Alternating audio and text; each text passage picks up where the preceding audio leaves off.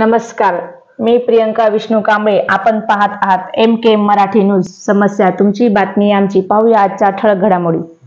ढाणकी शहरात निसर्ग संवर्धन समितीचा प्रथम वर्धापन दिन उत्साहात साजरा. झाडे लावा, झाडे जगवा हे ब्रीद वाक्य शासनाचे जरी असले तरी या वाक्याचे कोणत्याच शासकीय दालनात याचे काटेकोरपणे पालन होत नाही. मात्र मागील वर्षी ढाणकी येथे काही वृक्षप्रेमींनी निसर्ग संवर्धन समितीची स्थापना केली. नुसती समिती स्थापित न करता अनेक वृक्ष लावून त्यांचे काटेकोरपणे संगोपन सुद्धा केले. उन्हाळ्यात जगविलेले अनेक वृक्ष आज हर्षाने डोलत आहेत. आज या निसर्ग संवर्धन समितीस 1 वर्ष झाले आहे. त्या अनुषंगाने आषाढी एकादशीचे औचित्य साधून टेंबेश्वर नगर दत्त मंदिर या ठिकाणी वृक्षारोपण करून प्रथम वर्धापन दिन हा मोठ्या हर्ष उल्हासात साजरा करण्यात आला. या वर्धापन सोहळ्यात विविध पक्षाच्या मान्यवरांनी सहभाग घेतला होता. यावेळी वर्धापन समितीचे अध्यक्ष संतोष तिर्मकदार, उपाध्यक्ष गजानन मिटकरे, सचिव अवधूत मुटाळे, अनिल आउटकर, कृष्णा मुनी अमृते, रोहित वर्मा, भाजपा युवा मोर्चाचे संजय सलेवाड, शिवसेना शहराध्यक्ष अमोल तुपेकर,